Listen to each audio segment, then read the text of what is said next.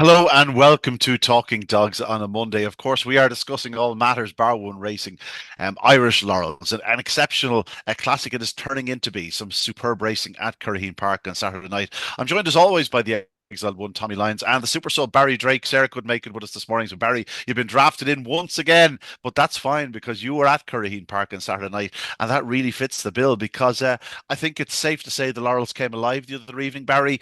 We had one or two shock sort of eliminations, but I think it's starting to take a bit of shape now. Like there's three or four big names at the top there that'll be fairly hard to unship. Yeah, for sure. Look, plenty of shocks along the way on Saturday night and some real good performances as well. This track was definitely running on the slow side on Saturday night, but there was some exceptional runs, and a couple of greyhounds overcame what looked tricky draws, and they're going to have a big say in the competition over the next couple of weeks. So it's going to be really hotting up now ahead of the quarterfinals on Saturday night. So yeah, very much looking forward to it now as we reach the business end of the competition. Ian. Tommy, I know you weren't at Curraheen on Saturday night, couldn't make it. I'm sure you had very serious commitments elsewhere, probably driving kids left, right, and centre to various matches and whatnot. But it really did come to life. There was one or two sort of really taking displays. A couple of the ladies coming to the fore, no question about it. Give us your overall sort of thoughts on this year's Laurels. I don't think there was anything apart from I think obviously Tribe was hit at the top of the market, but overall, I didn't think there was any huge surprise in some in the results in the sense that dogs that were somewhat fancy got knocked out, but they're like just Curraheen wasn't their track, and you have to applaud them for coming to Curraheen and kind of in helping lift the quality of the competition. Tracks were in terms of super fast Gordon might be the best example of all time terms of a track that just wasn't for him. He just doesn't have that bit of dash into bend. He's got class in abundance, but you need everything in your favor to go and win a classic. So it's fair play to all those people who brought really good, really top dogs down. Sometimes it doesn't work, sometimes it does. I think we've kind of were left with a competition that, like you said, it's beginning to take shape. It really is, and that's what I like about it. It's taking shape, and we're still around about 7-2, 4-1 the field, so it's still quite open. Yeah, you said it last week. The likes of a Superfast Gordon just has enough pace to find himself in traffic in the trouble spots. The ones that really stood out the other evening were the ones that sort of overcame a moderate start or showed great early speed to lead all, and that's where it's going to come down to. One of the dogs I was most impressed with actually came from off the pace, but we'll get to that in about 3 seconds because we're going to start with the opening heat and Droopy's Buckham happens to be a brother of Droopy's or Callaway Kinnegar, and dare say, Tommy, that this fellow probably has a similar enough type brain. He looked last week for all the world in his third start that he was mad for the fence the other evening. He was on the fence and took the opportunity to move off it when it needed. Down at the third bend, he went around the three dog Scarborough Fair and then sort of waited to see where he would challenge Droopy's Polish and came through to win in fine style. He really does hammer up that home straight.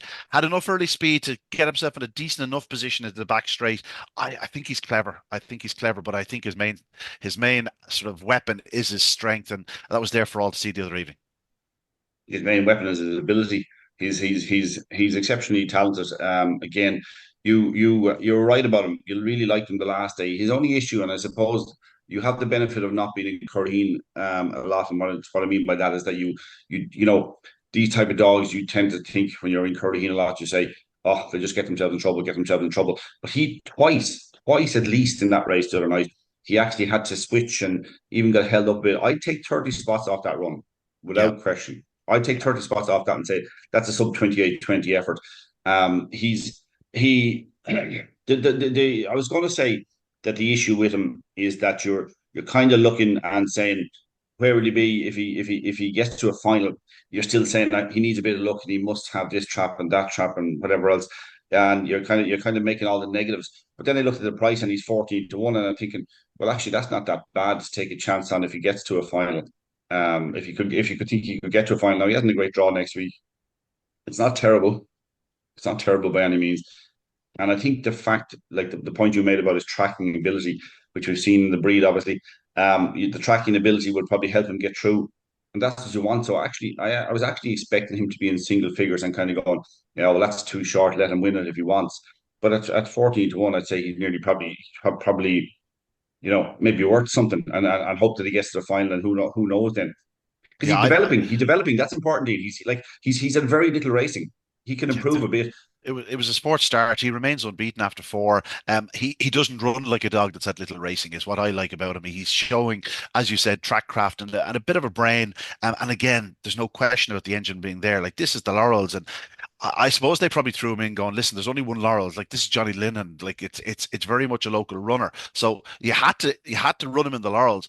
But surely with an eye on going to tracks with sort of more emphasis on galloping and stamina in the future, because I genuinely I think this fellow could be. I'm not saying every bit as exciting as his brother, but I'll tell you something. He's not going to be far off from when he hits top gear. Yeah, look, his issue is quite clear already, and I do think, because I actually chatted to Owen McKenna about Callaway Kinnegar after the first round of the Laurels, and I just asked him about him. I said, can he find another length of early pace? And he says, I think he can. And Mm, if he finds that, he's some weapon.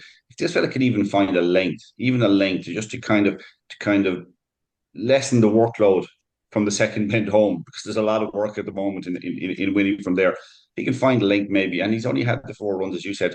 Um, there's a lot to like about him. Again, he's not going to be your typical Laurels winner if he goes and wins the Laurels, or he's not your typical kind of fancy for a Laurels, but he can win it. He yeah. definitely can win it. Well, I took a little bit of 25s last week just for Yeah, sake of yeah. transparency. I just thought he was the one greyhound in the sort of top 15, the betting, that wasn't not one trick pony is the wrong terminology, but he's the one dog that can do it from off the pace. You know what I I mean? one of my favorite things in any greyhound is the ability to quicken mid race. If you get a hold up, and I think in my opinion he did that twice the other night, Yeah. and that Um, takes an exceptional ability.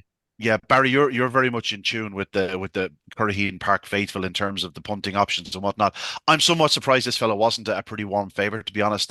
2-1 seems a generous enough price for me, given the fact that, Polish, Bucko, and Scarberry Fair, they couldn't all set the pace. Even Strike at Pete, there was an abundance of early speed in this contest, and something had to give.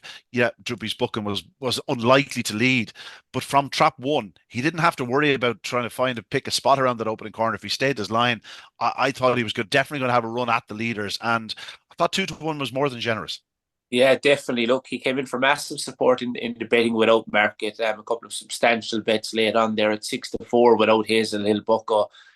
So that was even better again, wasn't it? Yeah, Yeah, no, a couple of big hitters were in at that price. So, look, he's got a remarkable card. 4 wins from 4 career outings. He only started off his racing career 6 or 7 weeks ago when he clocked 28:37. And when you see one of Johnny Linehan's, or anyone's, I suppose, do that the first time of asking, they're pretty special.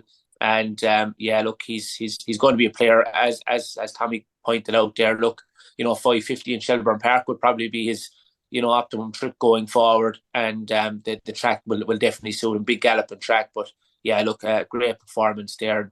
Sticking to his task so well in the closing stages. It's also worth noting, I suppose, and worth mentioning, that it seems to be a good bit of effort going in lately, in particular, I suppose, with outright markets and heat betting. Quarterfinals and Laurels were priced up by a certain firm or two. Yesterday, like that's very quick. They're also betting on the Bart Leahy in the outright market, so it's good to see a bit of effort going in. And anyone that's interested in having a little flutter, should be having a look and maybe getting involved, because at the end of the day, that's what we need if you're interested in that kind of thing. yeah, no, absolutely. It's important, especially given the fact that it's sponsored by a bookmaker, that we do show interest in the anti-post markets and whatnot. And again, the fact that heat betting is available, and there will be more heat betting available this week, given the fact that it's now quarterfinal stages. You find one or two of the other firms will step in as well. Yeah, and again, Curraheen Park lends itself to sort of to bookmakers effectively. Like, you know what I mean? You can often lay the ones on the inside shorter than they perhaps should be at times, and there's always a chance of an upset, as we're going to see from some of the prices going forward. So keep an eye on the markets, folks. The first three home there were 2-1, 3-1, 7-4. So don't get me wrong, like it sounds like it was a bad result for them, but if Hazel Hill Bucko has been laid at 7-4, they're doing okay. And Druby's Polish and Hazel Hill Bucko, perhaps just showing their limitations a bit. Tommy, like Druby's Polish, got clear on the bunny. He has 25, 28, 25 around Curraheen Park, and he's still only in August 22, or she, sorry, excuse me. She's I not huge, but ran well in defeat 28:56. But it's not going to be good enough going forward. I think she has a say in this Laurels yet. I'll tell you why, because of her early pace. At the moment, she's not getting home. It's the same in the previous round, the same in a few rounds. I wouldn't mind knowing the backstory. Is there something, you know, is she potentially strengthening up with her early pace? There's a lot of races that she'll be in front in, and I just think she could have a say yet. Um, she has 28:25 on the clock, I think. Wouldn't have to improve a huge amount to be a major player. I mean, the final would probably be won within 2 lengths of that, either way, above or Yeah. below that sort of line. I just wouldn't rule her out yet. I just think if she can strengthen a little bit, she's not quite getting home at the moment, but she Yeah. can get home. Just Um, wouldn't rule her out now. Just wouldn't rule her out. That's all. with the exception of maybe Crafty Shavu, who took a flyer from trap six, and one or two others, dogs on the outside just didn't quite get going. Hazel Hill Bucko took him a while to get going, and we're moving on to the second heat where Tribal Sid, the anti-post favorite prior to Saturday night, again he didn't get a start. There's no question about it, but he really just didn't quite get going into the opening corner. Was always struggling. In contrast, Get Up Me Lad went up fast from trap three. Barry, and this is a dog with a 28:25 return at Shelbourne Park. He's a nice dog. He had a decent enough English card as well. Mark Robinson, he knows the time of day. And I thought this fellow ran well, wins in 28:58. He'll need to go faster, no question about it. But he did everything that was needed on the night. A 3:39, not a huge sectional, a 16:24. Crafty Alejandro was second. And again, I suppose the real talking point here was the elimination of Tribal Sid. Yeah, definitely, and well backed in the market as well at 1 to 2. A couple of big hitters involved in that one.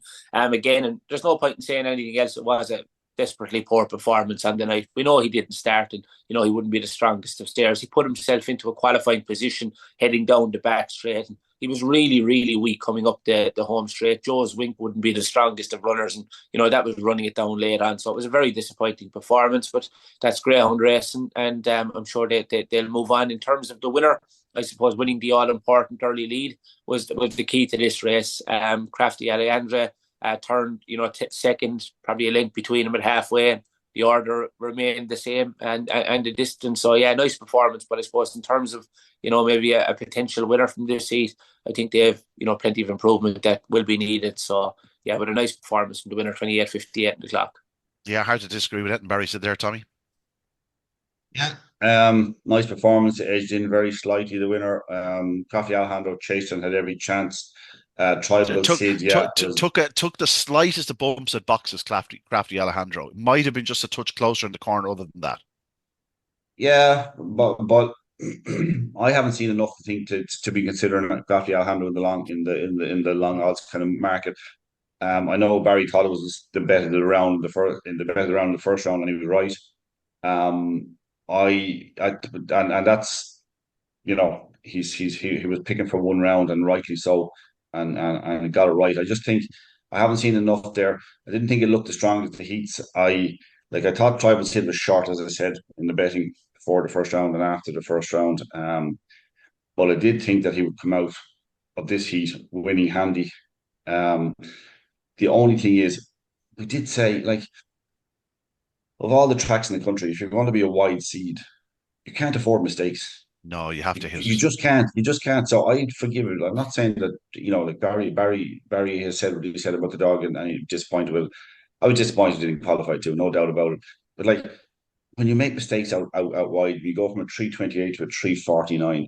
You're just not really going to recover. Now it wasn't a No. strong heat, and he probably should have qualified and all that sort of stuff. But being a wide seed, and there were two at the start of the competition. If that doesn't tell you enough about wide seed in Curragh Park, I don't know what is. I mean, the signposts are there, Barry and all that, and one-off races you can take a chance, but having to do it 5 times in a row, Yeah, no, big ask. it's a tough test. It's a tough test. But a dog that's won over 550 yards, sitting third, picked up by a 16-1 chance. You know what I mean? You would be a bit disappointed with Tribal Seed. You'd love to have another go with him Oh, next week, and hopefully he does his 3:28 or 3:29. But it wasn't meant to be. And as you said, Tommy, on the outside. You make any mistakes, like you're goosed. We'll move on to Heat 3. High Trend eventually got there. The defending champion wins by a short head. A terrific finish, but also a terrific start to this contest. There was so little between the six into the opening bend. How Lemon Mick managed to squeeze around, and for him to be picked up for somewhat of a shock, like a 28-28 winner in a matter of weeks ago at Shelbourne Park, and ran okay in defeat last week behind Tribal Sid. He's 3 lengths. He has 3 lengths at halfway on High Trend, but High Trend, he. We did touch upon this earlier on the year, actually, Tommy, before he went to English Derby, that he looks a stronger dog this year, but perhaps at a cost of his early speed. He's definitely not as flashy early as he was 12 months ago. But again, if the draw is kind, we show that he's still determined. He can still get there, but he is going to need to sharpen up a little bit to win a Laurels or to retain his Laurels. He definitely is, Ian, but he there were 2 runs earlier in the year in Shelbourne Park. I'm talking about around, but I can't remember. Maybe it's February, I think it was. Yeah. Where I thought, my God, this dog might be better than he was when he won the Laurels. He might be a better dog. Then he went traveling and was here and there and everywhere. And sometimes that can affect the dog badly. Sometimes they thrive on it. You just don't know what it's going to do. It's hard to have a campaign like he had last year. We're winning the Laurels, and then campaign early, then going here and there, and to a lot of tracks and whatever else, and traveling across the water.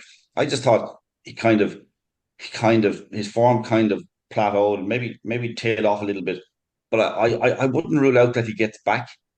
He's the type of dog that's so dangerous in this competition because the more runs in a row he gets at this track, you'd imagine the more comfortable and sharper he'll get.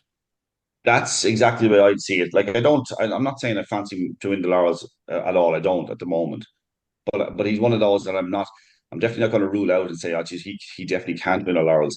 I mean, you only need to get him out of traps on one night, especially if he's got that blend. At the moment, he's got the blend of early pace and stamina. He's not flying to the bend. It was fierce competition, as you said.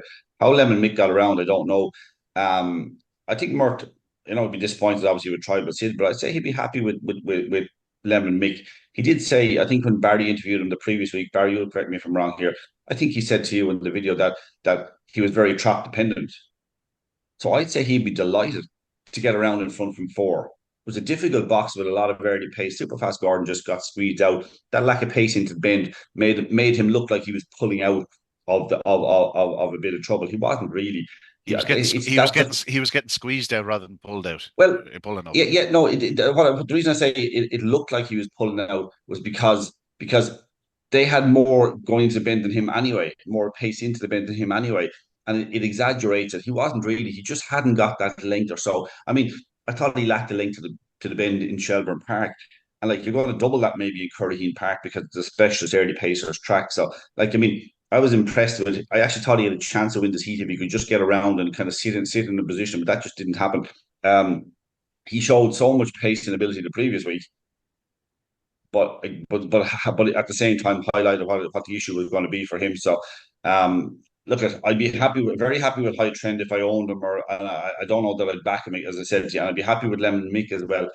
That he ran so well from the box. I know you're surprised that he got picked up, but I think Barry might tell us how quick or slow he thinks the track might have been running on Saturday night. Yeah, I'll tell you one thing. High Trend is going to need to be on his absolute best the other next night. Yeah. His Grange Clare Lady, the other Colby on his inside, Evolution cutting in on him from 5 on his outside, and Romeo Taylor also there. Like, it's a race with absolutely blinding early speed. Barry, High Trend got there late. What was the mood on the stands? Like, were people expecting, like, he was a 5-4 favorite, I suppose, but at halfway, I think those people would have given up their tickets. Yeah, definitely. Look, I thought the race was in safekeeping. I thought Lemon Mick had it in the bag, to be honest with you. And there was plenty of market support, of course. Look, you know yourself, being a fancy runner in trap number 1 is normally a good result in Curraheen Park. So there was plenty of noise in the stand. The track itself, I'd say it was definitely 20 slower than the previous Saturday night. And I suppose in terms of, High Trend, as Tommy pointed out, he's dangerous in this competition. We know he has a tough draw next week. He only finished 4th in the opening round, but he made the most of the inside draw there to win on Saturday night.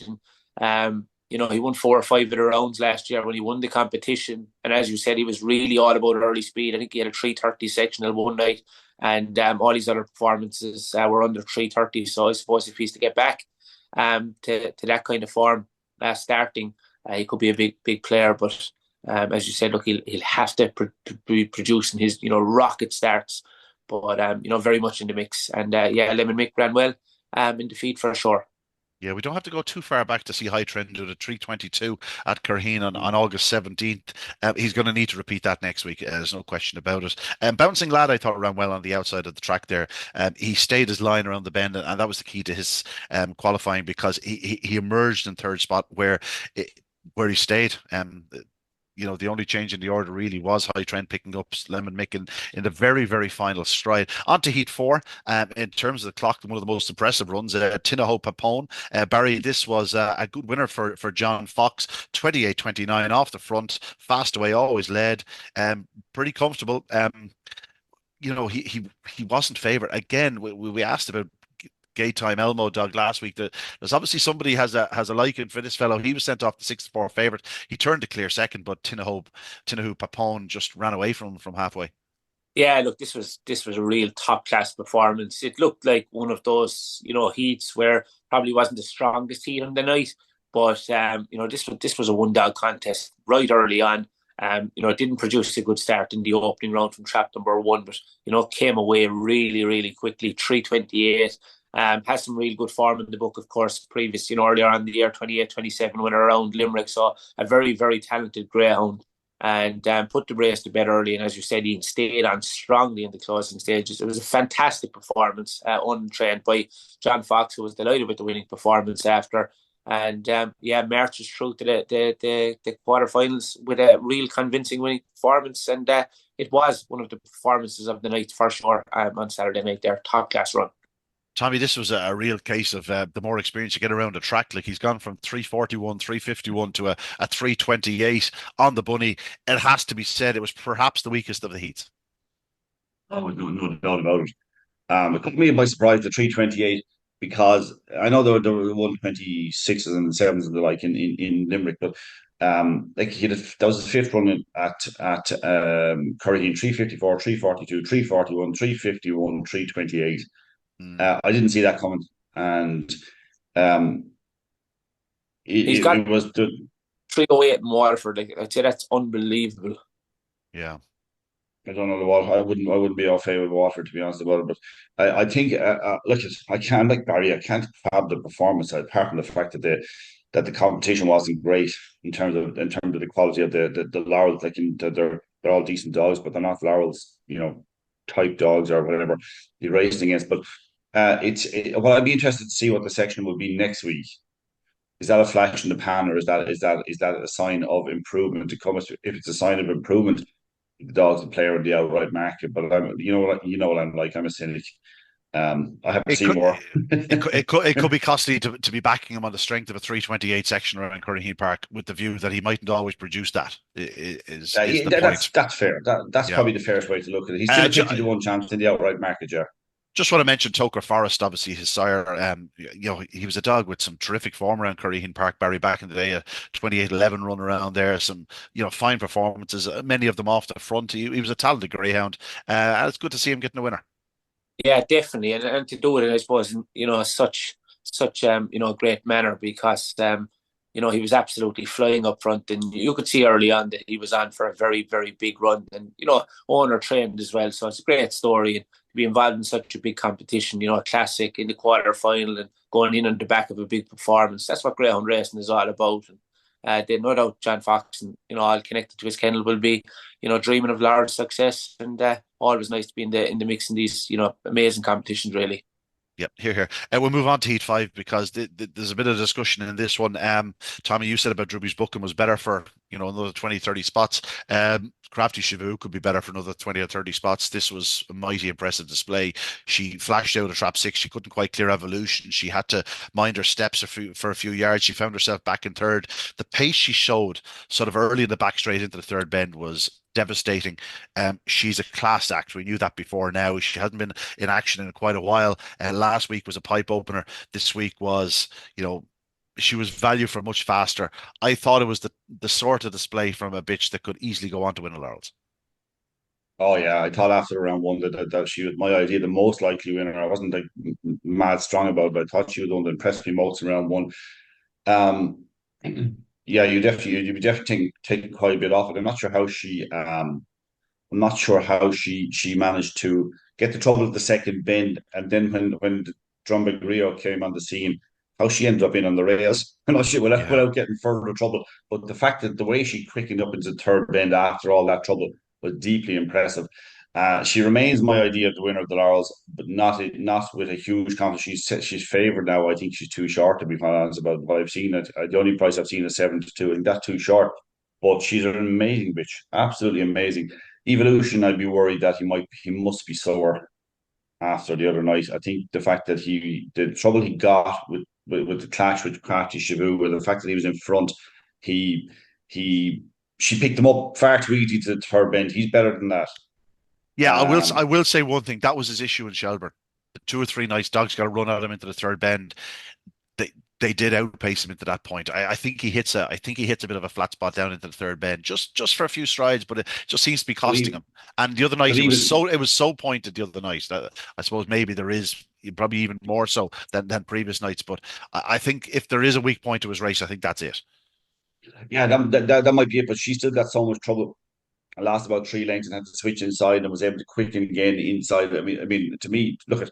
I hope he's all right. I'm sure he will be. It didn't look like much if there was. I mean, we're talking about something very minor, nothing that will affect him for next week. You'd hope, but I wouldn't be taken away from her performance. And I'm taking 20, 30 spots off that as well. I think she's remarkably prolific at what she is. She just knows how to win and win after win after win. She's a terrific bitch and.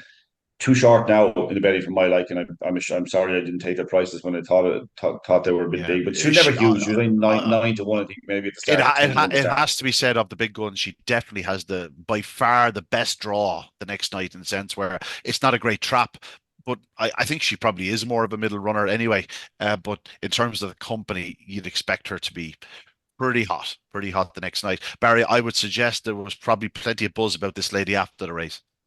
Yeah, definitely. Look, she blew me away. Tommy was obviously so keen on her after the first round. But there on Saturday night, I thought it was a phenomenal performance when you consider the draw out wide and moving in and the trouble. It was a sensational performance, and she's going to be a huge player now. Feel a bit cheated, I suppose, not seeing her in action. Don't see too much of the English ground racing now since Mm.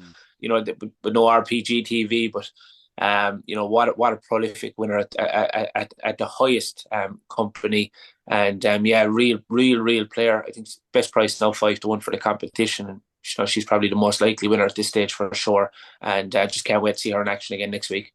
Yeah, the story was at the time she was sold for probably less than the Divillies would have sold her for, let's say, if they held on another week or two. I think she was just developing at such a rapid rate at that stage that they had the offer, they sold her, and then within a week or two, she had just taken off. Like by the time she won the Irish Laurels, or the Irish Oak, should I say, she looked like an absolute, superstar in the making. She was such a good winner of that Oaks final. And then she went to the UK and proved that she's been taking on the dogs over there. She was top class. I think she won 8 in the bounce over in England at one point. She's just a class act, and yeah, I think she's a big player. Again, I think the draw is very much in her favor the next night. I don't think 4 is a big issue for her. Even the other night, she didn't dive inwards from trap 6, like she sort of edged in a little bit. I still think she's keeping a middle path. And then it was only when the gap opened up that she slipped onto the inside. I'd say she's clever, Tommy. Well, she actually, to be honest about the trouble that she got was when coming out of the second bend when she was still trying to get in on the rails. Mm. She didn't do it straight out of traps, but look, she's long enough in the tooth at this stage. Like she's had enough racing into to kind of to be clever, to be somewhat clever about it. I don't think force an issue at Yeah, all. yeah, no question. We'll move on to Heat 6. And this was it was actually, it ended up being a terrific finish. And it looked like it was all going to be very straightforward. The first, second, and third finished in the order they turned. Romeo Taylor got first run, leading Fay Point Harvey into the back straight with Romeo Falco third, and that's how they ended up. But like there was little between the field, like a half length, the 3 parts of a length, the neck, and the length. Like it was a tight enough finish for what was effectively a solo trial out front for Romeo Taylor.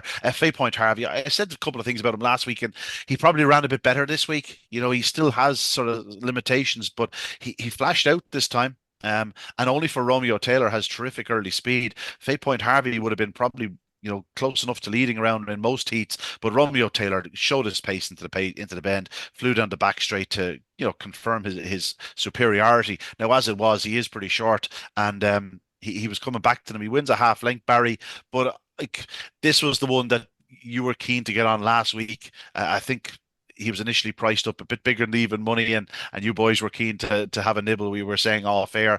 In the end, he returned the even money chance, and I suppose, but for a couple of strides in the latter stages, it was all pretty comfortable. Yeah, it was. Although I didn't, where I was situated watching the race, I hadn't the greatest of views of the finish, so I was a bit. I think it was like Romeo Taylor coming up the home straight. I was gasping for breath, but anyway, he held on. Look, I know a lot of kind of good judges around Cork Park are on this fella to win the competition because they weren't too happy when the draw was made on Saturday night, because he's out in 6, he's out in the car park next Saturday night, so he's going to have it all to do. But look, it looked a good opportunity on paper. He looked the certain early leader with a couple of not the quickest inside him, and our cracker had a tough draw wide in trap number 5. He made the most of what looked a golden opportunity, but like so many others in the competition, I think he'll have to improve a good bit if he's going to win it. But look, 28.59. It was a great night for champion trainer Graham Holland, of course, all round. He had a triple in Cork on Saturday night, so he's got a big hand in the competition, a lot to say in it. But just held on, as you said, 1, 2, 3 for Graham Holland, 28.55 in the clock. Job done. Yeah, Graham had seen a couple of his sort of fancied runners get knocked out earlier on, the likes of Romeo Control and the Ardira Sam. He made no such mistakes on this occasion. Tommy, 1, 2, 3 for Graham, and his Riverside Kennels operation. Romeo Taylor, he is razor sharp, especially when he hits it. He has the odd fluffed start in him. It hasn't been showing signs of that lately, but he's going to need to be on his toes the next night. But I thought this was a thoroughly professional display. 28.55 actually. He clocked 16.13 to the third bend, which in the conditions was probably a very good clock. Off a 3.33, he can definitely go faster than that, Tommy. Yeah, but look, Barry and I wanted to be on this 15 to 8, and the price to come up thinking that he had to be a sharp price favourite. Our cracker was making the market. Our cracker was put in favourite. We highlighted last week why he couldn't win the Laurels. It just getting outpaced into the bend. But like there's two things about our thought process last week. It was a certainty in my mind and Barry's, I'm sure, that Romeo Taylor would lead. There wasn't what you would call Currahee Laurels early pace in the race apart from him. Mm. But the funny thing with that, right? So you say you look at the price 15 to 8, you go, I've got to back this because I know you can do the clocks that be needed to win the heat. But also when you get a race like that anywhere in the country, one early pacer and 5 dogs who stay. One of those stayers. It's a big problem. What's going to get loose in behind him? One of them is going to get a run at you. Yeah. And Fay Point Harvey is a dog that's not slow early, but I think you said last week, he kind of lacks maybe a length into the bend. But he stays well. And if he's going to get a run at you, maybe you're in trouble because you know he can do the time. So you're kind of hoping that Romeo Taylor will open up enough, or the early pacer you back will open up enough a gap to hold on.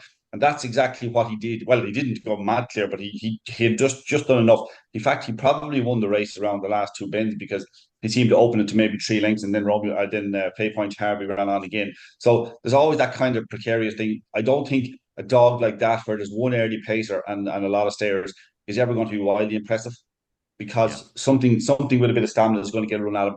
Fay Point Harvey, like he didn't improve on his section from the previous week. He did a 3.39 again.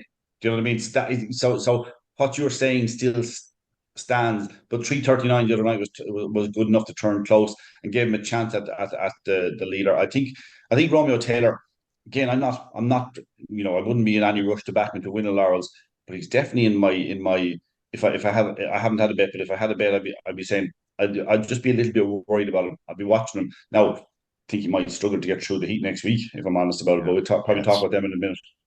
Yeah, next week's heat is as good as the final. In behind them, Romeo Falco was the third of the qualifiers. South and Sydney flashed home into the escape, flew home.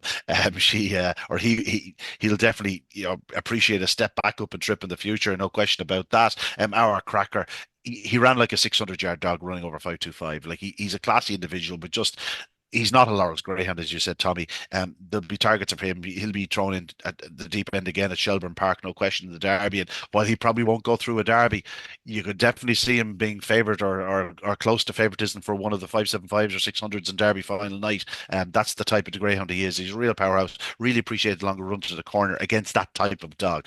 And moving on to Heat 7 and Seek the Kingdom, absolutely flashed out of the inside box and moved in out to the middle of the track. And this was ideal for the other Kobe, who didn't get a flyer but showed great early speed, slips up the inside.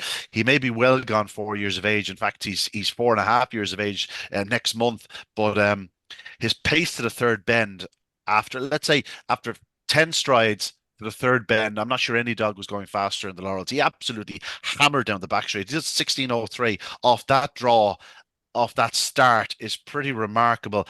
He falls in a bit of a hole off the last bend, there's no question about it. But I'll tell you what, there's still life in the old dog yet, and I think he's deserving his position sort of towards the head of the market because we know how professional he is.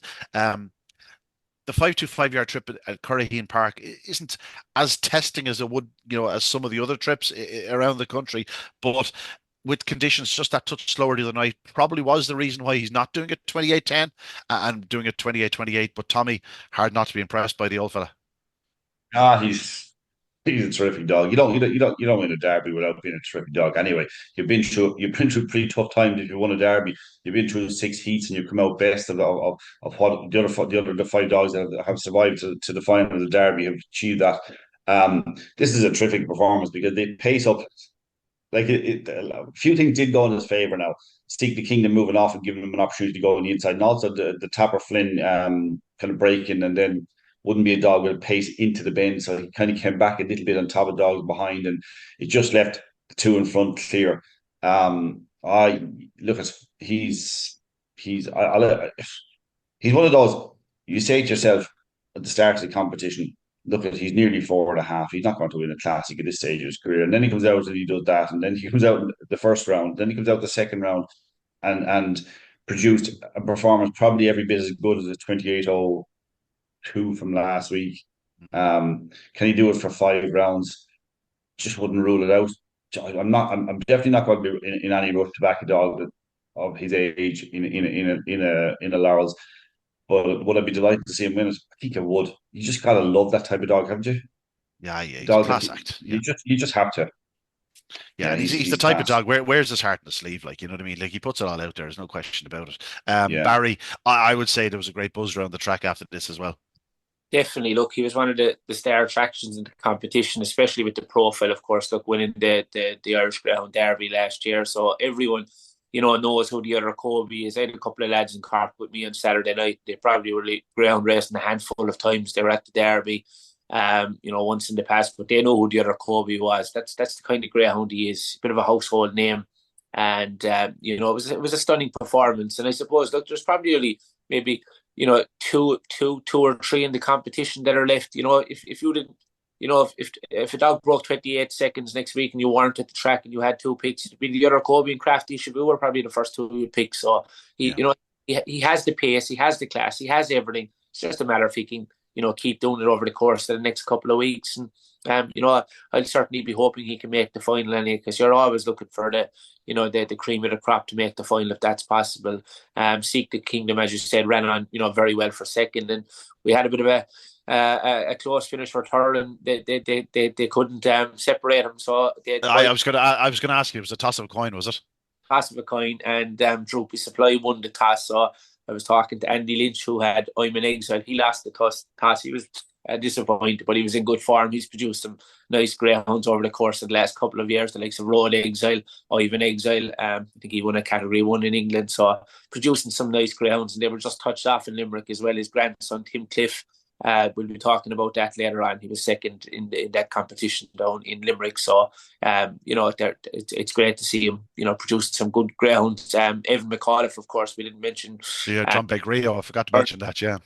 Great story as well in the quarterfinal in next Saturday night. Great to see these young, passionate greyhound people that are putting so much hard work in, 7 days a week in the mixing classics, and it's absolutely fantastic. Yeah. Let's move on to the last of the 8 heats. And Tommy, Grange Clare lady, give her red. She shows terrific early speed. She's improving every night through a classic. Reminds you of anything? Oh, that's right. Her dam, Susie Sapphire. God, this was a real fine display. Like this was really, really good. She looked very talented in Shelbourne Park, but she just wasn't getting home. And she does 28:31. She's probably not coming home as well as others, given the fact that Barry reckons she did a 15:98. It doesn't come up in the video, so I missed it. But she does a 3:23, and all I know is that's good enough to lead sort of 90% of heats in a Laurels, and just going the right way, Tommy. She's starting to remind me very much of her dam. Yeah, the pace was to third bend was remarkable actually. I'm still talking to myself about how I missed it in the previous round when I had the wrong reserve. I had the Shelbourne Park reserve in because Yeah, her early pace, you'd be saying like this would be an ideal kind of track for her. Like it was a good test. I know Road Exile didn't break, and that changed the complexion of the race greatly. And Barefoot on Fire walked out, didn't show much to the bend, and got. I mean, if they brought him to the bumpers in Tremor, he'd feel at home. He got that much trouble in the race. I yeah, mean, yeah, yeah. literally, I mean, everywhere he went. I mean, absolutely. I don't know many times he got bumped in the race, but like the winner was away and gone to 28:31. Even though Road Exile ran well to get second, would have had to be at his very best to beat Grange Clare Lady in the form she was in. And like you said, there's no reason why there isn't improvement. She's September, like she's only 2 years of age. She's only 6 days ago. Um, yeah, she's kind of a difficult one to assess, isn't she? Like, I mean, it's there's a brilliant heat next week, which we'll talk about in a minute. But that like she's an important part of that heat. Yeah, she's trained by Owen McKenna, owned by Peter Comerford. She's out of Susie Sapphire. Like it's sort of written a bit, isn't it? Barry, I'm surprised this lady wasn't a bit more popular in the betting. I thought maybe with the way some of the outside runners had run through the night, that Road Exile, I thought the layers might have been looking to get him, but he's returned 4 to 6. I know he's terrific early speed and he was so impressive in the opening round, but you know, was there no lessons learned from the earlier heats? Yeah, that's a good way of putting it. I think everyone was trying to get on the double. I think a lot of people, I think bookmakers on track were laying, I think 6-4, 13 there about the double the last two favourites. So they certainly got a result. I think Grange Clare Lady was actually as big as 4-1 earlier in the week. So there was a couple of Wow. nibbles on that. I see one firm, I think had a 4-3. So someone was getting in on that act. And speaking to Owen after the race, as you just said, he's reminding him so much of Susie Sapphire now because she's really starting to show this blistering early pace. And I didn't think it would be possible on Saturday night for anyone to go under 16 seconds down into the third corner, and she done that. So it really was a sensational display of early speed. And the race was over early on. And as Tommy said, she's difficult enough to access, but Yeah. this lady, this lady has unbelievable speed. So it'll be interesting to see her back in action next Saturday night. Just to mention as well, the Danish Ruby, trained by local trainer Dennis Fitzgerald, who ran well to qualify in third. November Puppy, I suppose was pitched in the deep end here in the Laurels. Of course, she was just touched off one night in an A3 competition when she was beating a short hit in 28:36. So yeah, look, nice to have a couple of local greyhounds as well in the quarterfinals, which is always great and adds to the occasion. Yeah, the dog she was beaten by that time, Bombay Pat trialled well at Shelbourne Park the other evening, 29:36, I believe, for the 550-yard trip. Grange Clare Lady, she races at 62 pounds, the same weight that Susie Sapphire raced at for much of her career. After 7 starts, Susie Sapphire had 4 wins. Grange Clare Lady has 3 wins. Um, just there's an awful lot of comparisons, and I'll tell you one thing: they won't be wide of the mark. She's a very very talented lady. Road Exile was second. Have to mention Fay Point Sydney. Like he sort of edges off the opening corner. Grange Killer Lady goes from being probably about a length in front to being 3-4 clear off the second bend, and then Sydney. I don't know how he got clipped from behind at the third bend. Just Road Exile just clipped him on the heels, and he lost his pitch. He went and finished last in the end. It's a shame because he was running well to that point. But yeah, Grange Clare Lady, very very impressive winner of the final heat. Barry, just getting back to it, you mentioned the track probably about 20 slower than the previous week. She was 28:42 the previous week. She probably had no right to do 28:31 this week. Would it be any surprise to you if track was going well this week if she did a 28:20 again? Because No, she's going the right way. Now she has the hottest of the four heats. We'll briefly look at them, but certainly going the right way. And 28-20 is sitting there waiting. You'd expect. Yeah, definitely. And in fairness, like the track at Cork Park is normally, racing fast, but just definitely on the slow side there. Last Saturday, I know a couple of lads I was speaking, they're walking on the track, thought that they were digging in a bit. So hopefully we'll have it lightning quick there on Saturday night, and hopefully see a couple of other big performances. And as you said, Ian, look, we've four mouth-watering quarterfinals down for decision, and you can add in the Bartley Memorial A2 competition, which got off to a flying start there on Friday night. And as I said earlier, great to see anti-post betting on that competition as well. So there's lots to get stuck in for the Greyhound fans. Yeah, Elite Curse coming from off the pace to win. He's still right up there in the top of the betting. They didn't come to the Laurels with him because he was a wide seed. They're going to take a chance, though, in the Bartley Memorial. An A2 for a dog that finished a close second to one of the great dogs in the classic final at Dundalk, the Irish Sprint Cup. So it'd be good to see Elite Kursk in action there. Let's get to the four quarterfinals very briefly. The opening heat, it has to be said, like it's a bit top heavy, Tommy. We've got one red hot heat, and the others are sort of well and truly spread. If you had taken out sort of there's probably three dogs in Heat 2 that if you take them out and put them in the other heats that have been favoured for those other heats. But that's the way the cookie crumbles. The opening heat sees the Kingdom, Ballycown Bell, Crafty Alejandro, Drubby's Bookham, Drombeg Rio, and Hazel Hill Bucko. There could be a race to the corner amongst them. And I'll be keeping an eye on Drubby's Bookham, trying to pick up the pieces. What's your quick view on this one? I guarantee you that Drubby's booking will be too short in the betting. Hmm. Should we probably treat the field with the way that heat is set up. I hope Drubby's booking will find a way through. Just wouldn't be surprised if he got beaten the weekend, but I wouldn't put me off him in terms of I think he'll definitely qualify. Like say the Kingdom came out, moved across the track the other night. You'd imagine Paddy Campbell, Crafty Alejandro, Droopy's Bookham, they could all be in a little bit of trouble early. From Rio's out in five. You get the only sole wide seed. Is Hazelhill Bucko good enough? Definitely good enough to win this heat. Yeah, it's an interesting heat, Barry. Yeah, definitely, and it's a heat I suppose that would need a bit more studying because on the draw and stuff like that looks tricky enough. Droopy's Bookham has already come in for a bit of market support. I can see in a place just This, slight. this is a heat where Drubby's Bookham won't be better off missing the kick.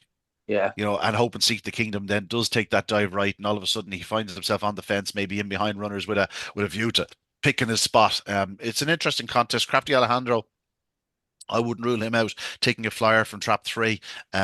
And Hazel Hill Bucko, like you can forget that 344. He's capable of certainly 2 lengths faster than that into the opening corner. An intriguing contest, but not as intriguing as the second heat. Grange Clare Ladies in one, the other Kobe two, Bouncing Lad three, High Trend four, Evolution five, and Romeo Taylor six. I'm going to focus my attention on the top two and which of them gets first run.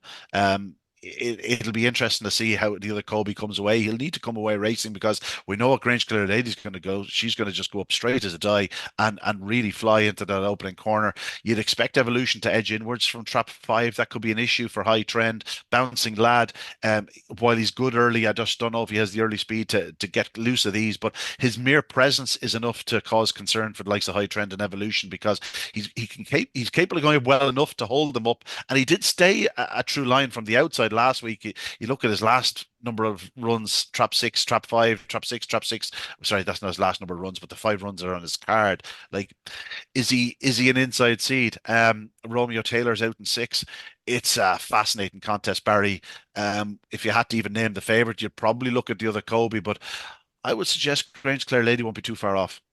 yeah, definitely. Look, I'd be focusing on the inside too as well because, as you said, if you're drawn outside, Bouncing Lad, that's certainly a concern, and he can start so well as well. The other Kobe will have to be at his best. He'll have to produce a flying start because if Grange Clare Lady did win that, race to the opening corner, it certainly would get interesting. So it's going to be another fantastic contest. Obviously, the other Kobe will start as a short price favourite. He'll be odds on in that lineup, but he'll have to do everything right. Oh, not sure he'll be odds on, will he, Tommy? No, no hope. He's 64 at the moment. 64, 2-1 Romeo Taylor, that's far too short. 7-2 Grange Clare Lady, that's fair. Evolution's 4-1, that's short. High trend is 4-1, that's you couldn't back that. He's probably the worst draw of the whole round. And Bouncing Lad is 20s. The other Kobe has to be favoured, but it's it'll be tighter between Grange Clare Lady and the other Kobe come the final, come the night. But you would say on the like you're talking about Grange Clare Lady's been very good. She's now taking on a Derby winner and a dog that ran so well in the Bar One Sprint Cup as well. So look at I'd probably I don't think I'd want to have a bet in the race. I'd probably have to go with the other Kobe, but 6-4 I can leave it alone. Yeah, no, it's a fascinating contest, and again, it could be one for a Mm. watching brief. But I think we'll get plenty of clues going forward in this one. Crafty Shavu will be odds on, as far as I'm concerned, in this next Tees Barry. If she comes away racing from trap 4 like she did the other evening from trap 6, I don't think they'll see which way she goes. If the track allows, I could see a sub 28 second run here. Yeah, definitely. Look, and I think Connections will be, they'll be happy with this draw. I think she's got, some of the greyhounds in the race that are going to be massively fenced, huge prices to win the competition. So this looks a straightforward assignment. And, as you said, I think it's 4 to 6 in the place probably represents a bit of value if you're into the short price favourites. This will win all right. I'll ask Tommy for a bit of evens later on. Any chance of it, Tommy? The, eh, like this is a dead match. I mean, as far as I'm concerned, it's a dead match, and I think Cracky should will probably win it. But Fair Point Harvey the danger. Romeo Falco won't stay in that tight. I don't think anyway. If you give Fair Point Harvey plenty of daylight, will he be good enough to win it from there? He's entitled to improve a little bit, but he's going to get a run at Crafty Shavu in the same way he got a run at Romeo Taylor last week. Crafty Shavu was better than Romeo Taylor, in my opinion, and he'd probably have to settle for second place. Yeah, Crafty 4-1, but I can't see anything else winning that heat. I think 4 to 6 is perfectly fair. Um, Yeah, I think she'll win by 5 lengths. On to the right. last of the 4 heats, and here we have Tinahu Papone after its impressive second round display gets trap 1, Drewby's Polish, and 2, Gaytime Elmo, Lemon Mick, Get Up Me Lad, and Road Exile. It's an interesting little contest. You've got plenty of early speed. Lemon Mick led up in a hot contest the last night. Get Up Me Lad led up in a hot contest. Road Exile didn't lead but can fly to the corner. We saw Tinahu Papone the other night hitting the lids, and Tommy's already referred to Droopy's Polish with that tremendous early speed. Gaytime Elmo won't be favoured on this occasion. I'm fairly sure in saying that, Tommy. I actually just looking at the betting there now. The firm that has priced it up, and would you believe it's 3-1 joint second favourite? I mean, where are they getting that from? I haven't seen the form. Lemon Mick is 9-2 and Gaytime Elmo 3-1. Droopy's Polish at 3-1. I think Droopy's Polish has a great chance in this because Road Exile isn't a strong stayer and has to do things right. And if he does fair play, he'll probably win. Probably not bowled over 30-8 favourite. Not for me. I know he'll be short because he's a there's a local connection and he's a very popular dog, and I think he'll be short enough. I think Droopy's Polish at 3-1. I think somewhere along the line during the week there'll be better than that. Yeah. And I think I'd take a chance at it. Gaytime Elmo 3-1. I just don't see it. I'd be making him genuinely. I'd be making him nearly double figures. Barry.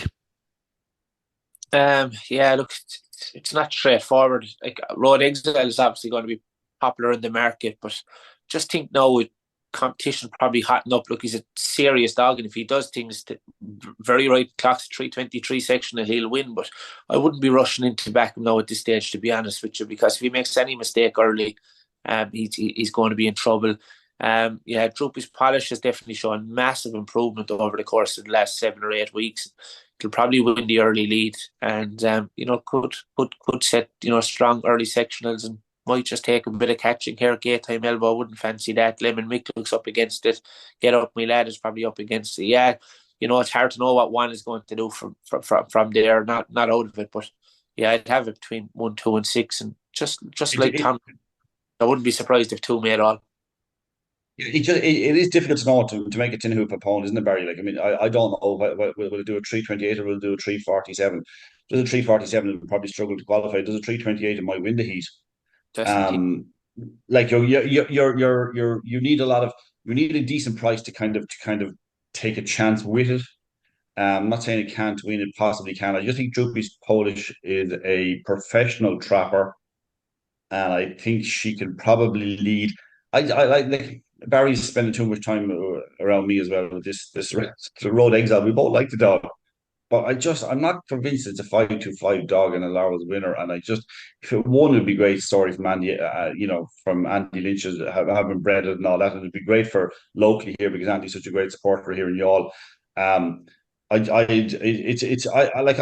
people think I hate these dogs when I start saying I don't think this will win Laurels, I don't think this will win a Derby and all this sort of stuff. It's quite the opposite. It's just that you're trying to make a case based on what you're seeing in front of you. Lemon Mick isn't out of this one. He's not Yeah. out of this one. He's the danger to Droopy's Polish leading, if you ask me. He's the It's danger a, that could break and come across. He showed tremendous early pace last week. I'm most afraid of him in this heat. it's the ultimate contest of can I have my bet after 5 yards, because it's all about what starts. I think Road Exile, a dog with 25 wins from 52 starts, is a real 5-5 yard greyhound. He's won a Kingdom Derby. He's some class performances on his card, mainly over 4 bends. Actually, he has some terrific 2 bend form also, but I think he's made for this. It's just a case of whether he can hit the lids. Like as you've both said, if he does that 323, he's going to be very, very hard to contain and very, very hard to beat. It's a cracking contest, though. And again, like as good as Road Exile is, after one stride, his race could be goosed. His competition could be goosed. That's the very nature of racing at Corrine Park in the Laurels. Can't afford any mistakes. Yeah, there are options there. Probably slightly fortunate here that there's not a lot of stamina in this heat. Yeah. A lot of these are dependent on getting a good run early. This is a leaders contest. Like whatever leads in this contest wins. But well, you don't expect the winner to be coming from third place. If it's not in the first 2 rounds, the first bend, I don't think it's going to win. But like there can be like because of the nature of the greyhounds in the race, they can be picked up. Gaetan Elmo has a bit of stamina, all right, middle and finishing pace.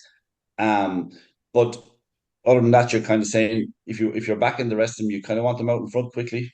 Yeah, the only thing about that is like Tinahu Papone took 2-3 lengths off him from halfway home. You know what I mean? So I think Tinahu Papone probably is the key to the race. If he hits like he did the other night, he's going to find himself in a lovely position in the corner.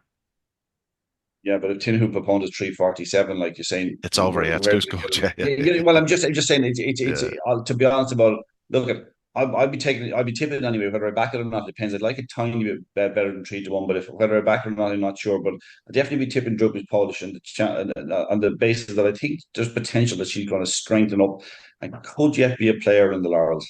Yeah. Let's move on. A wonderful, wonderful Laurels to look forward to going forward. We have the 4 quarterfinals on Saturday night, and of course the second round heats of the Bart Leahy Memorial. It's a cracking A2 competition. Like it's an A2 by name. You only expect a few of these to step up in their performances, and they'll be doing close to 28-20s come the final. You'd suspect cracking competition, and it should be a great night's racing at Corrine Park yet again on Saturday night. Now, gentlemen, we are going to move on because we have to touch on. A star, a true superstar now of Irish greyhound racing, full stop. Tono Charlie has now claimed his 16th career success. He was a sensational winner yet again of the Aroma Casino Irish Cambridgeshire at Limerick on Saturday night at odds of 2-7. He was priced up at 1-3 with a firm during the week. I genuinely, I'm not a long odds on back or anything like that. I made him about an 8-1 on chance, and after a stride, he's 25-1 on.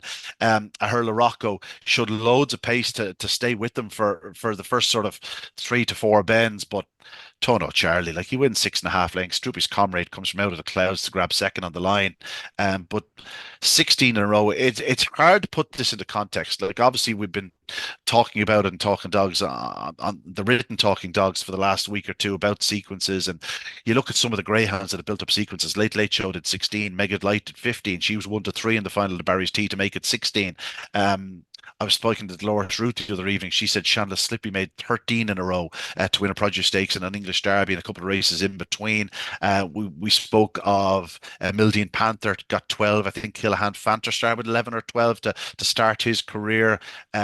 But the one they have to aim for is Peruvian Style. 20 wins in a row. He was a long odds on favourite to make it 21. He was trying to recover from a bit of an injury, and it didn't happen for him in a stake final down at Galway for the late great Tony Fahey. But Tuono Charlie is now 16 in a row, and we're going to have to ask that question again. Where did they go? What did they do with them? Did they stick with them? Did they look at those 2 big 750s towards the end of the night at Shelbourne Park and Derby final night and the Winter Racing Festival, and then maybe take it up again next year? Or do they take him back in trip and take a chance at the Derby, because while people say, "Oh, he's a stayer, he's a stayer," I think he's got 6 of the 7 fastest runs ever in Ireland over 750 yards. There's only 6 times that the 41 seconds barrier been broken, and he's done it 5 times. Like this, like we're talking different level stuff here. Now, if you're doing those clocks for 750 yards, you're doing this is a sub 28-second Greyhound. Like, this is a dog doing 29.10 for 550. This is a dog that could do 30.70 for 575. This is a dog that could do 32 seconds plus for 600 yards. Like, do you put him in that corner as a stayer? I'm not sure you put Charlie in the corner. I think Patrick Swayze's easing him out, saying, "Give him his chance, let him fly. Let him soar like a peacock," as they say in The Other Guys. Great film. Tono Charlie, where do you start, Tommy? He's an absolute sensation. Sharon Hunt has done an exceptional job with him. As we said last week, he's not just maintained his form, he's getting better and better and better. Like, his last 3 or 4 displays have been nothing short of sensation. And like any competition, the final should be the toughest one to win. And it was the one he was least clear early. He was as you said, a hurler Rocco. Was it hurler Rocco that chased him early, and you've always got that danger when you're racing over 6 bends, that you're vulnerable to something that we all think, well, that definitely won't stay, but it could cause a little bit of trouble early. Might be a hindrance to try to get around and all this. You're always in that danger. But the funny thing is, what you say is right. He's capable of doing sub 28 seconds. We all believe he is anyway. So be damned to find the dog that be able to match him in that sense. How many people who have a dog that we think can probably break 28 seconds and are going to say, you know what I'll do? I'll run him over 6 bends. So he's not going to meet that type of dog. So he's got the early pace to leave them standing. He's just said it over and over and over again. He's just a joy. I mean, you can't be backing. Well, maybe you can. You were saying 3-1 was good value. He returned 2-7. Maybe some people can be backing. It's not for me to be backing that type of thing. Tommy, I made an argument before the competition. He should have been 4-9 just before the 3 runs. Yeah. And he's, after breaking the track record, after going close to the track record in the second round, and he's still 2-7 in the final against dogs that he's giddy. He's giddy beating them. Like, he's absolutely looks certain to lead, and he's returned 2-7. Like, back in the olden days when the big hitters were around, there wouldn't have been a shade of 5 on about him. He'd have been 8-1 on. Well, there wouldn't have been 9-4 to win the competition beforehand anyway. I know that much. Something I didn't spot, and again, it's to my cost.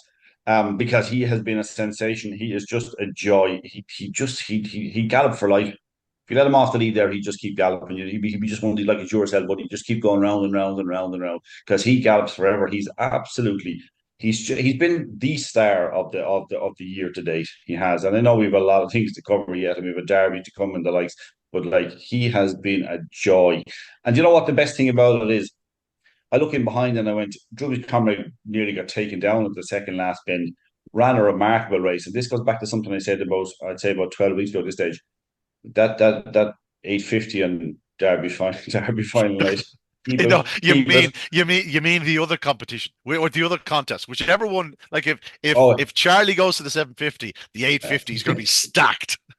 It probably is, but like Truby's Comrade, there were a couple of little runs in the last since I said that I thought I'm a little bit disappointed with him. He was back to his best the other night, and that's the beauty of what Tuono Charlie is doing. I know Ruby's Comrade didn't get a great clear run, but he showed that he's a really, really top dog, a top stayer. And Tuono Charlie is just not. He gave them more of a chance the other night than he normally does. But when he went off the second last bend, I think he started to go again. Like, he's just so rare to see a dog that truly stays 750 and can do what we think is probably sub 28 seconds for the first 25-5. Remarkable dog, brilliant. Yeah, Barry. There's not an awful lot you can say about him, but you're gonna have to try. Yeah, I know. Yeah, running out of things to say about him. Just an absolute step.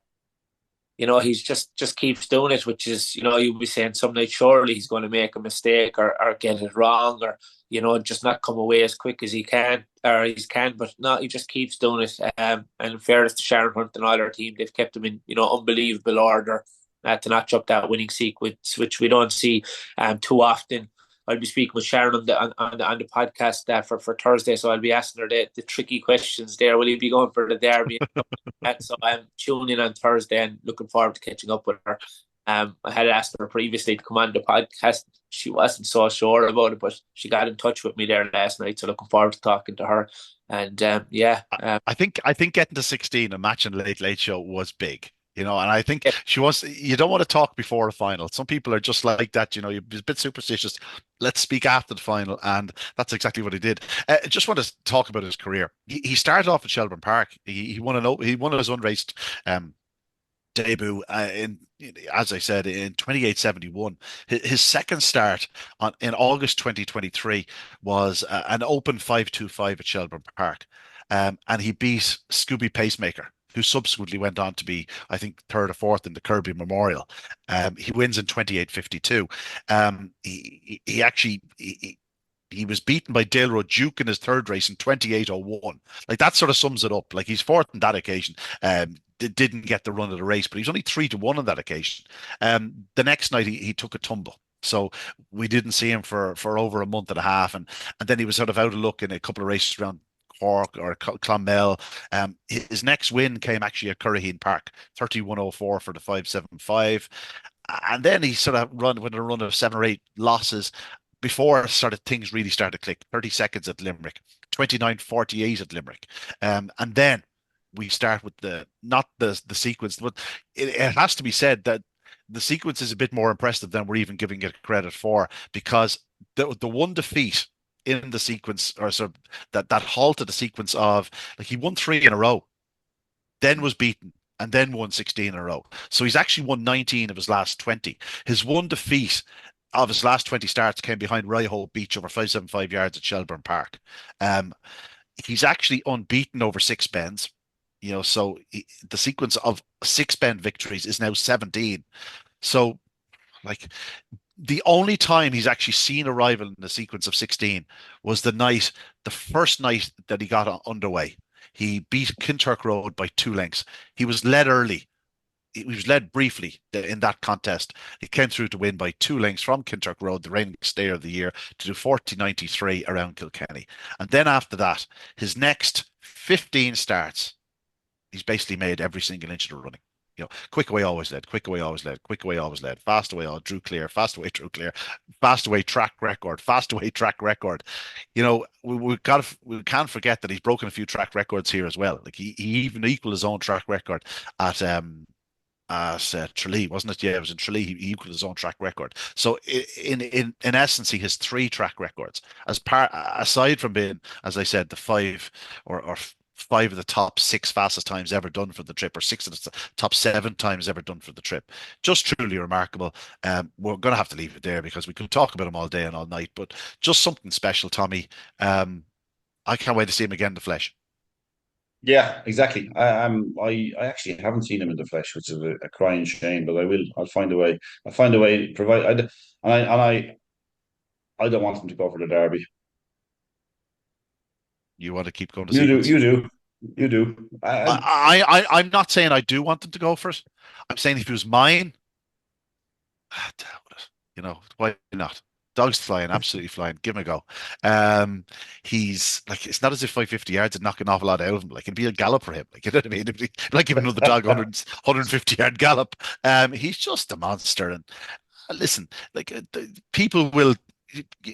As good as he's been and as stunning he is, he's probably the best starer we've ever seen. When it comes down to it, there will be people going, but sure, what's he beating? He's running over 750 yards. Now, that's not the way I feel. That's not the way you feel. That's not the way Barry feels. But wouldn't it be unbelievable if he rocks up the first round of the Derby to make a win number 17 or something like that in a row, and he gets loose. Wouldn't it be awful? He gets loose and he does 29-20 in the Buddy, and all of a sudden we're talking about fastest heat winner of the open round of the Derby. It'd be awful though if he came up in the first round of the Derby and he's up against Callaway, Kilgara, and Bakos Diamond, and we're tipping him to be out of the frame. I'd find a way to stick him in the frame. It's a special run. What would you do, Bar? There's only one Derby. Good man, Barry. Tommy, what would you do? No. 2 more 750s before the end of the year, and then go back at it again next year. Give him about it. He seems to thrive off about a 3-week break, so give him a 3-week break now. and do whatever you want. Any six bend, they nearly put on six bend races around the country for, but they should do. Yeah, pack the stadium till he goes Do to. you know? A 3 week break could bring him just a week before the Derby? Wouldn't that be lovely? I Wouldn't know, I it? know, I know. I knew when I said it, I was going, oh no, he's going to latch onto this. Right, Tono Charlie. Listen, wherever connections want to go with him, Best we're of luck. happy. We're happy. The Yeah. very best of luck. And I think I can safely say this, that 99.9% of the Irish greyhound racing community and much of the UK greyhound racing community are hoping that it continues because it's special what he's achieving. What Let's price move will he on. be anti-post for a derby? He'd be he'd be he'd probably be 16 to 1, 20 to 1, 16 to 1, in and around there. With that price now. You'd have to like he'd have to be bigger than that. Yeah, you'd think. Yeah, maybe.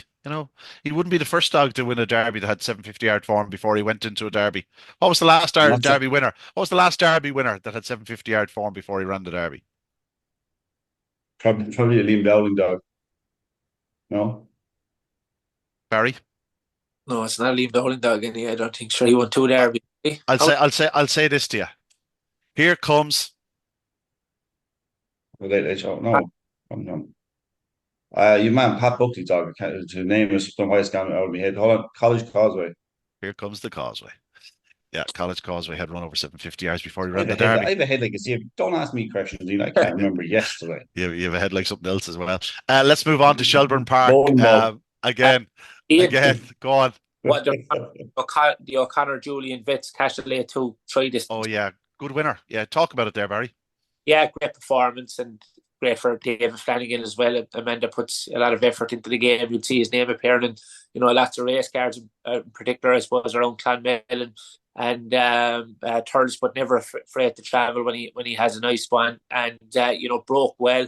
Timmy's Bucks, touched on Tim Cliff earlier, and Andy Lynch there produced some nice greyhounds. He ran in the Dennis Linehan Solicitors on race day final. He was showing a lot of pace down the back straight and briefly came, alongside, but the one in front was a determined winner and stayed on strongly there in the closing stages to win in 32.62. Favourite That's It Jack, who had clocked some big times in recent weeks, failed to ever land a blow after a slow start. And trap number 5, Kilcolgan Catch Me, showed massive speed there late on. Probably want to watch out maybe over slightly further going forward.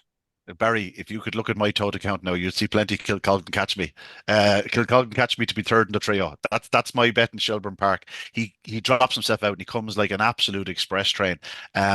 It's back to 750 yards for him as far as I'm concerned. He is only one run over the trip.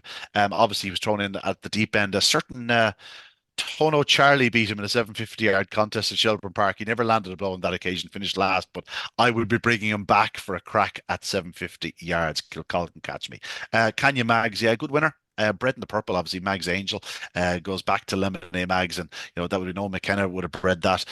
Kanya Mags a good winner, and as you said, David Flanagan. Any time he pops up with a runner, certainly anytime he comes to Shelbourne Park, you have to show him the most utmost respect. Not afraid to travel.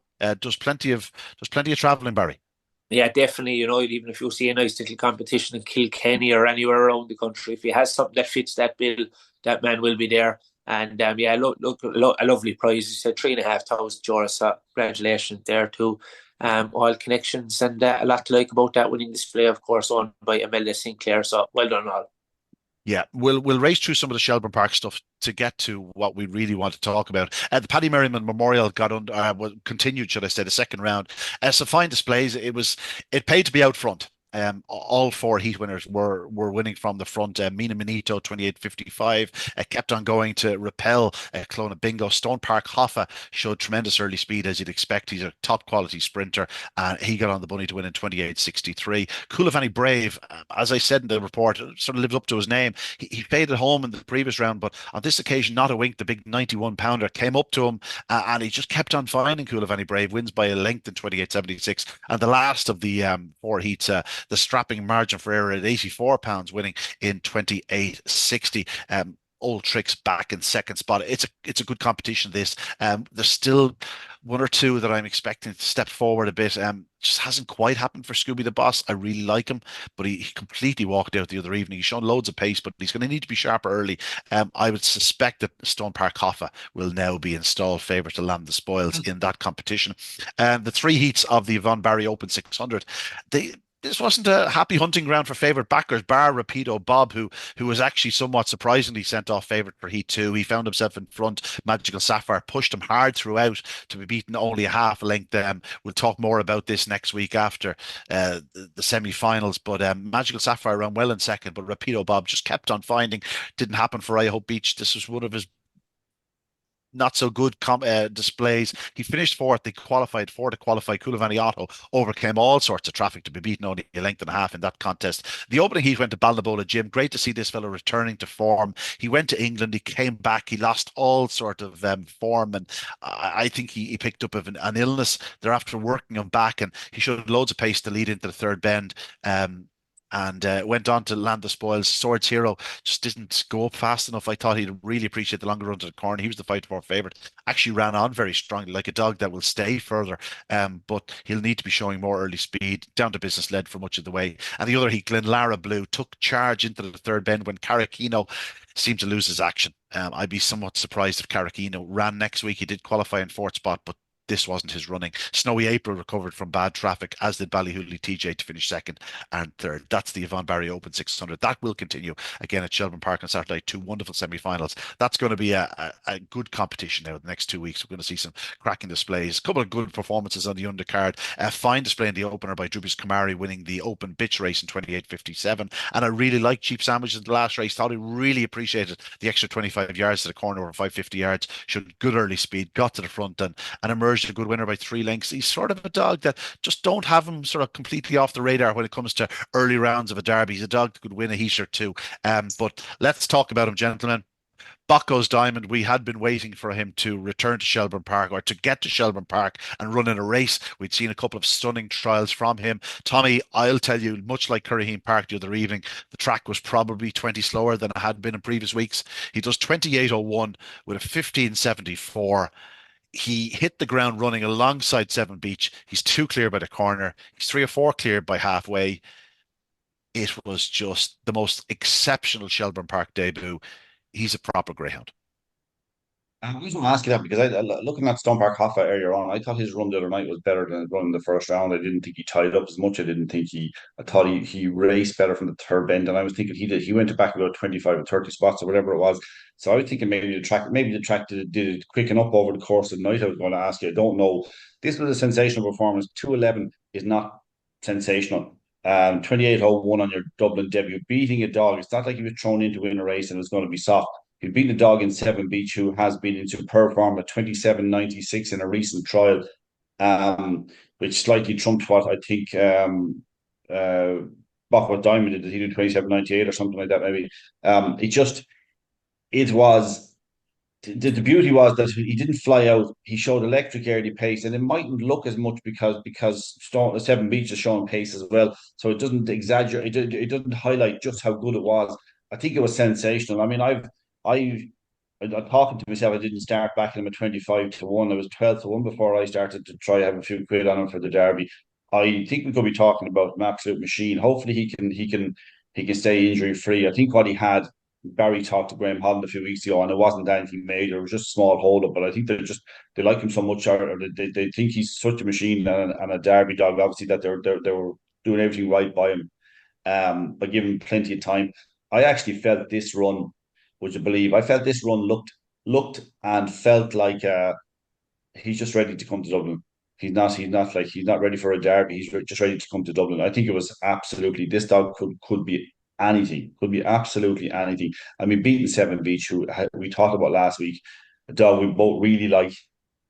I have a lot of respect for. He's done the times over 525. He's done the times over 550, and Bakos Diamond was able to do that to him in his first run for a while, and his first run in Dublin. It was wow. It was huge. Yeah, I spoke to Jennifer O'Donnell after racing.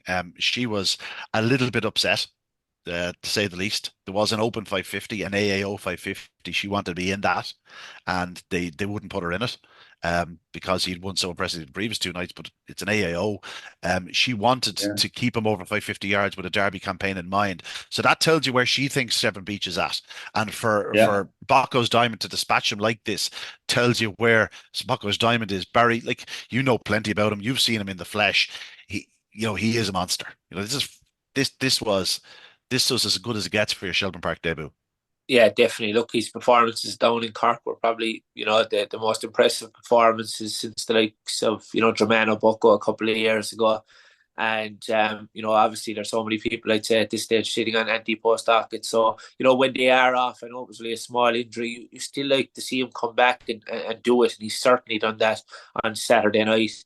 And I'm sure he'll even get a bit stronger in the coming weeks. So it's absolutely, scary how good he is. 28:01 on the clock, as you said. And, just top drawer. Of course, look, he's won 8 of his 9 career outings. And anywhere he's rocked up, he's done phenomenal runs, and probably one of the most exciting grounds in the world of ground racing at the moment. Yeah, I'm not sure there's a Greyhound in training can lead him to the corner if he comes away on terms with them. We were talking about sequences. He's on 7 in a row. I'll tell you what, it's going to take a good one to beat him. Who knows? We could be double figures before we know it. I don't know whether he'll have another race. I assume they'd probably give him one race, maybe over 550 yards before the Derby starts, and we'll see. Susie Sapphire was beaten in her first 550 ahead of her Derby campaign, which she then went unbeaten through. So, it can happen, different boxes and whatnot, but by all accounts, the 25 yards extras to the opening corner. Like, oh, manna from heaven. Like, this dog I is only going to relish it. Like, I speak to a couple of very shrewd lads, and there's one, like, literally the dog had only crossed the line and I got a text machine, but 27 E's in it. Like, this is I meant to tell him that machine is but not dramatic. I think he was trying emphasis on the on the phonetics of it all. Just 25 yards extra, Tommy. That'll do. and I'd imagine, look, I know nothing about training greyhounds, so but I'd imagine he probably won't run next week. He'll run the week after maybe, and then it'll be a 2 week break into the Derby, will it? I think it will be, which will be perfect. Yeah, it'll be 550. I don't think that I don't think they'll want to over do it now between now and the Derby. Maybe one run, I'd imagine. And as you said, if it's a 550, it mightn't be either. They might want to they might want to run him over 550 before the Derby starts. He's so professional. The beauty is that he's not a what you call one of these absolute trappers that if they miss the traps then they're in trouble. He looks to me like a dog that watches the boxes go up and then goes. You know what I mean? And has explosive early pace. Some dogs come out under the bars. I don't think he's that type of dog, which is good because his pace into the bend. It should keep him out of a bit of trouble. Hopefully, he looks like a racing machine. Who it's a bit early. We're all getting maybe getting running away with ourselves. And you have to remember too, he's only joint favourite for the Derby. There's another dog there, Yeah, and we have the laddie da who's doing ridiculous trials, absolutely ridiculous trials. Like so I'd say the Dowlings are loving this one. We have an English Derby dog here. It was a semi-finalist in the Irish Derby last year when he was very immature. He's won an English Derby since. He's doing clocks that we seldom see, and everybody's talking about Bakos Diamond and Callaway Kinnegair. I think it's about 25-1 bar 3. So the laddie that is very much still in the mix, and it's we talked about maybe they're in the depth of Greyhound or superstar at the moment. I think we have them there. We're just waiting for the Derby to highlight them. It's very interesting, the Derby betting, when you look at it. Like, there is a bit of a distance between the top three in the market to the remainder, and it could Yeah, be a bigger gap. There's no yeah, question about it. It's starting to take a bit of shape already. Bakos Diamond now 7-1 joint favourite with the sponsors Boyle Sports. He wasn't before Saturday night. He was 8-1 second favourite. I sort of alluded to in commentary. I think we'll have a new mhm, Derby favourite in the morning, and we certainly have. Well, he's back to Derby favourites because he was Derby favourite before Callaway went absolutely ballistic in the juvenile Derby. So, these two superstars, I just hope they don't meet in the first round. I don't want to see them meet until the final. If they both got that far, wouldn't it be tremendous? But listen, that's what we're looking forward to, Barry. and the laddie da put him in there. God, listen, who you telling? I'm not. I haven't forgiven him. I, Though. Don't get. I, I still have 50-1 last year. I still haven't forgiven that dog. listen, I forgave him a little bit after the English Derby. No, listen, it's wonderful, wonderful, wonderful Derby to look forward to. But before then, we have the Irish Laurels. Barry, what is your idea of the Laurels winner? Well, the two I spoke with last week are gone, so we'll have to reset. I'd say Crafty Shavu. Take a chance with her. Yeah. Tommy? Yeah, actually, I was actually looking at it very, very, very quickly. If I can give me 2 seconds to open the betting on it, I tell you, I think obviously Crafty Shavu I've spoken about. It's just the if I give me 1 second, pricing on it I thought was interesting. If it's here now, the anti post. The They're going sponsors to are go sponsors are 5 just to 1 Shivu, 6 to 1 Taylor, 6 to 1 Kobe. yeah, and like Taylor's short, isn't he? Am I missing something? I think he looks a bit short. He's a Yeah, I agree precarious with enough you. kind Yeah. of. Road Exile 10 to 1, slightly short for me. Grange Clare Lady is a really difficult one. 12 to 1 is not a gimme, but she could go out of the competition the weekend from the draw, or she could pop out and win and be favoured next week. High Trend 14 to 1 from a diabolical draw this weekend. I'd rather the 14 to 1 Droopy's book him at this stage. 5 Point Harvey is 16 to 1. I mean, he's good at Droopy's book him in High Trend. Ability wise, probably not, but he has a decent draw. Droopy, I think at the prices, if I had to have something small, it'd be Droopy's Polish at 25 to 1. Drubby's Polish at 25 to 1. 28 to 1 to sponsors. 28 to 1 to sponsors, but Drubby's Polish. There Yeah, you are. There you have it. maybe a back a bitch to win the Laurels. Yeah, I'll tell you what, that might be a big price, given the fact No, that the likes of no, four, Grange five, Clare 6 to 1, Lady, or yeah. Polish, and Shavu are absolutely flying. Barry, Tommy, my thanks again. We have a great Laurels to look forward to. Again, we skipped ahead to another classic. We will go back to the Laurels. This is the Laurels time, and we look forward to October 5th. I'm hoping that Droopy's Bookham will still be there. But in terms of the one to beat, well, it's hard to see past Crafty Shivu after the other evening, although the other Kobe, age is only a number, and he seems to be absolutely flying at present. But that's it. Actually, before we go, I do have to mention one thing. This Friday evening at Galway, Lee McCarthy is going to be paying a visit. It's been a while since Lee McCarthy paid a visit to Galway, but Peter Duggan is kindly going to ship across the border, the double All-Ireland winner, bringing the Lee McCarthy. The Galway Greyhound Owners Breeders Association done great work. This is a big night in aid of West Clare Cancer Centre. The feature on the track is the Construction Man's A3 sweepstake final. But again, the real draw will be Liam McCarthy and Peter Duggan. Again, well done to all involved. And again, if you are at a loose end on Friday night, why not get to Galway? Again, big raffle there as well in aid of the West Clare Cancer Centre. But that's it from us on this Monday evening. My again, thanks to the Exile Dub, Tommy Lyons, and of course, y'all's finest Greyhound correspondent, Barry Drake, as they're both y'all based. And that's it from us. We look forward to speaking to you a week from now. That's it, though. Good luck, good evening. God bless.